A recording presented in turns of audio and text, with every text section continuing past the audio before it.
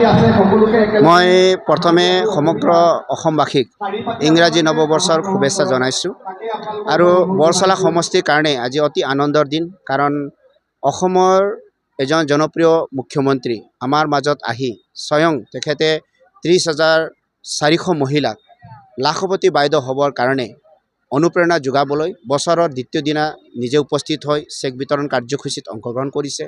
ইয়াৰ উপৰি আমাৰ সমষ্টিত এটা দীঘলীয়া যি অভাৱ আছিলে যে ডিগ্ৰী কলেজ হ'ব লাগে, ডিগ্ৰী কলেজ কৰ্মবীৰ চন্দ্ৰ নামাকৰণেৰে বিহুগুৰিত ডিগ্ৰী কলেজ নিৰ্মাণৰ কাম আমাৰ মাননীয় মুখ্যমন্ত্ৰী মহোদয়ে ইনগ্ৰেশ্যন কৰিছে আজি।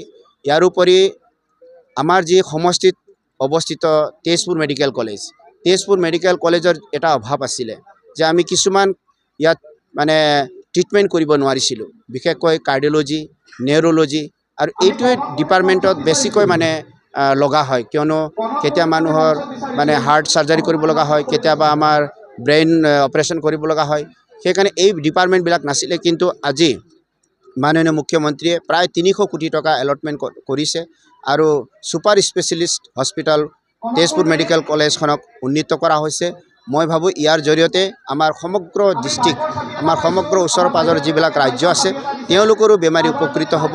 আৰু আমি আজি স্পৰ্টছ ষ্টেডিয়াম এক আটকধুনীয়া আধুনিক স্পৰ্টছ ষ্টেডিয়াম আমি ইনগ্ৰেশ্যন কৰিছোঁ। এই সকলোবিলাক যদি আমি চাওঁ, বিশেষকৈ ব্ৰহ্মপুত্ৰ যি গৰাখহনীয়া আছিলে বৰচলা সমষ্টিৰ কাৰণে ডাঙৰ ভয়াৱহ এটা সমস্যা আছিলে, এই সমস্যা সমাধানৰ কাৰণে আমি নিৰন্তৰ এতিয়া কাম কৰি আছোঁ। ইতিমধ্যে ফাণ্ড এল'কেশ্যন হৈ গৈছে, ঠিকাদাৰে ফিল্ডত কাম কৰি আছে। তো মই ভাবোঁ বৰচলা সমষ্টিৰ কাৰণে ই এক বহুত উপলব্ধি আৰু বিশেষকৈ নতুন বছৰৰ কাৰণে। যিসকল মহিলা ধৰক কিবা আঁঠুৱাৰ কাৰণে বাদ পৰিছে আজিৰ দিনটো, তেখেতলোকে এই সুবিধা ল'ব পৰা নাই, তেখেতলোকলৈ আপোনাৰ আহ্বান কি থাকিব?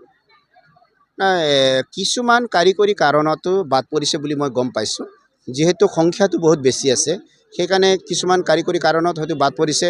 পিছত যেতিয়া যিকোনো কাম ভুল হোৱাৰ পাছত, যেতিয়া বিষয়টো গম পোৱাৰ পাছত, ডিপাৰ্টমেণ্টৰ ফিডবেক যোৱাৰ পাছত নিশ্চয় হয়তো যিসকল জেনুইন আছিলে, যিসকলে পাবলগীয়া মহিলা আছিলে তেওঁলোকক দিয়াৰ কাৰণে আমি ব্যৱস্থা কৰিম।